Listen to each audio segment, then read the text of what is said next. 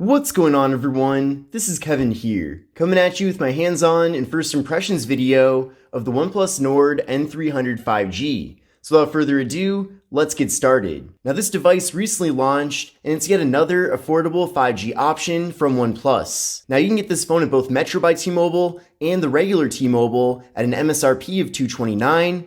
I know at least for now, over at Metro, you can actually get this phone for just $39.99 with a new line, or if you're switching in from another carrier, they're actually offering this phone for free. So definitely look into those various carrier options, as you most likely will not have to pay the full MSRP for the phone itself. Now, as the name of this device does imply, it is the successor to last year's OnePlus Nord N200, and I will be comparing this phone to that phone in a separate video, so stay tuned for that. Now, before I show you a variety of different things about the OnePlus Nord N300 5G, let's take a closer look and see what all comes included here in the box. So here is the box. You can see right there, N300. We'll open this up and see what all is included here. But the first thing is that we have this packet. So we'll open this up, and you can see that we do have a SIM card removal tool. And then we also have a quick start guide and some terms and conditions. Then, getting further into the box here, we have yet another little piece of paper.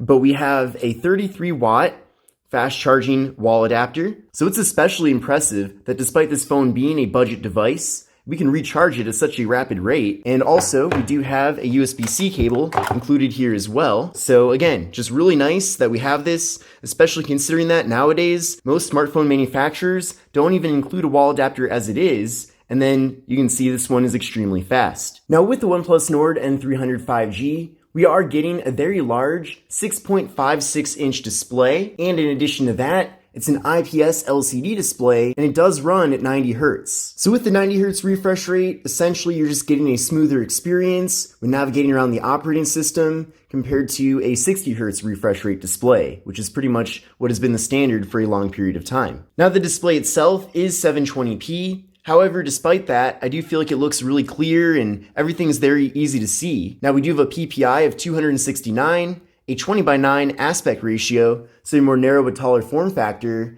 and we have an 84% screen to body ratio. So pretty small bezels all throughout. However, the bottom bezel here is a bit thicker, and then we do have a water drop notch up top. Now speaking of that notch, in the notch itself is a 16 megapixel front-facing camera, and stay tuned for my full review video of this device to see a variety of different photo samples and video samples from all the various cameras on it. Now this phone is being offered with 64 gigabytes of internal storage, and if that's not enough for you, you can always add in a micro SD card to offload photos and videos, for example. So in general, considering that this is a lower end phone from OnePlus, I feel like 64 gigs is pretty generous. Now with this phone, there's no wireless charging, which is a bit unfortunate. However, we do have a fingerprint sensor on the power button. So let's give that a try right now. So we can see there that it's very fast and responsive. Let's try that one more time.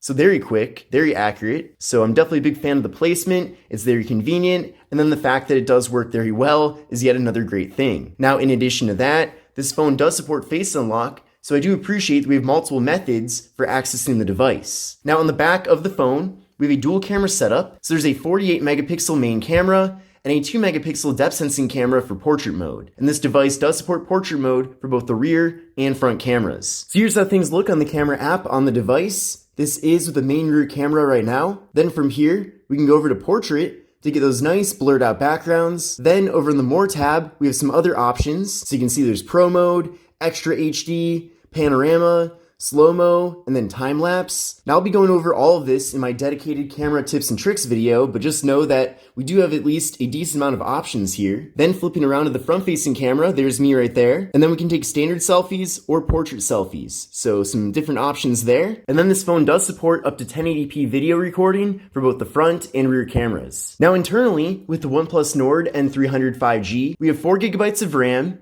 paired up with the MediaTek Dimensity 810 processor. Now with that processor, you should expect to get kind of mid-range, lower end performance, but at least good enough performance where you can use this phone for most common tasks, such as making phone calls, sending text messages, going on social media, browsing the web, reading ebooks. All of those things will work very well on this phone, but if you are doing some more advanced things such as video editing or high-performance gaming, then I could definitely see this phone being a bit frustrating as time goes on, since it isn't necessarily the fastest out there. Now, of course, if you want to spend triple the price or quadruple the price and buy a $1,000 smartphone, then you certainly will be getting a much better experience. So you just have to keep in mind that with a device like this one, you are at least getting what you're paying for. And then another benefit of the processor that we're getting here, and hence the name of the phone itself, we are getting 5G connectivity. Now at this point, I certainly think that you can get by with just 4G LTE. However, if you're gonna go through all the time and effort of buying a brand new smartphone, you may as well get one that does support your carrier's latest and greatest network. So it certainly is good that it does support 5G. Now, as I continue to test out this phone more as time goes on,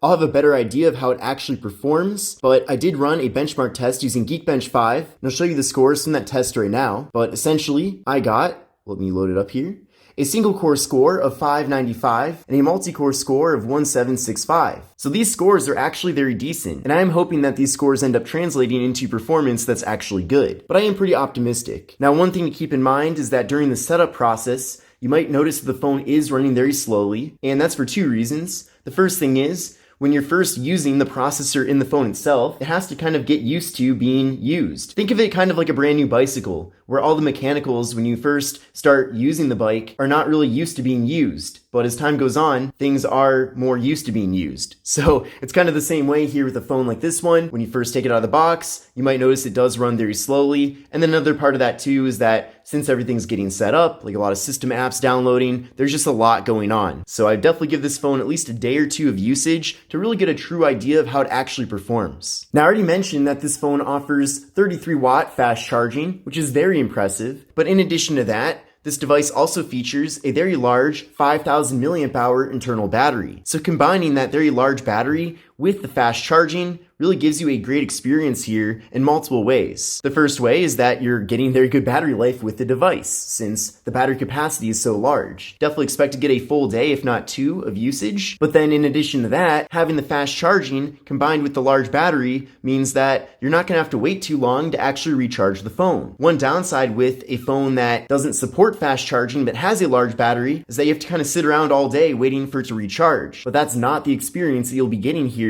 with the OnePlus Nord N300 5G, which is certainly a really good thing. Now, as far as software goes with this device, it is running Android 12 out of the box, which is great. It is also featuring OnePlus's skin, which does add quite a bit of different features and modifications, especially if you're used to using stock Android. I personally am still kind of getting used to it. Of course, I have covered a number of OnePlus devices over the years, but it's still not really a UI that I'm used to using too often. For example, if you swipe down from the right side here, it pulls up this entire never settle section with info related to the weather and your SIM card and other things too. You can see Spotify as an integration in here. So I do need to kind of set this up and get used to it, but honestly, I don't even see this being totally useful either. I'll probably show in my tips and tricks video for this device a way to disable this entire panel, as I just feel like it's kind of a waste. But if you swipe down on the other side, you'll get the more traditional shade here so that you can access some of your quick toggles and settings. So that's just one example of how OnePlus has modified Android to kind of give it their own look and feel. So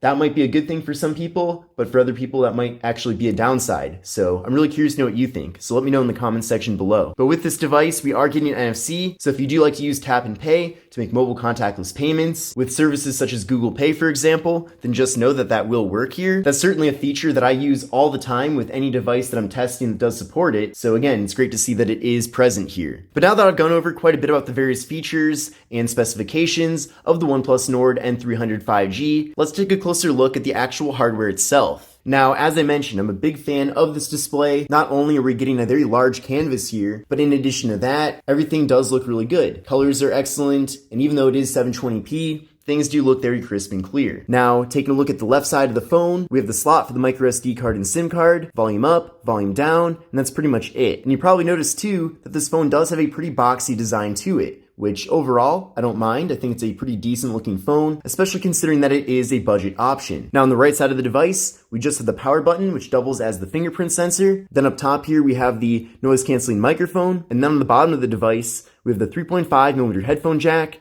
microphone, USB-C port for charging and data transfer, and we have the speaker. And then on the rear of the phone, we have the camera module, flash, and OnePlus logo. Now, this material on the back of the phone is kind of like a matte plastic finish. Honestly, it doesn't feel that high of quality, but at the same time, I think it will be adequate. But I do recommend pairing this phone up with some sort of case, just to give the plastic here a bit more protection, and so that the phone doesn't get really scratched up. But this concludes my hands-on and first impressions video of the OnePlus Nord N300 5G. Overall, I think this is a very exciting device, and I'm glad to see that OnePlus did launch this. It does seem like a very worthy successor to last year's Nord N200 5G, but I will be comparing this phone to that phone in an upcoming video to really see the various differences and improvements going from one generation to another. But I'm really curious to know what you think. Definitely let me know in the comment section below. But this is Kevin here, coming at you with my hands-on and first impressions video of the OnePlus Nord N300 5G, and I will see you in the next one. Take care and have a great rest of your day.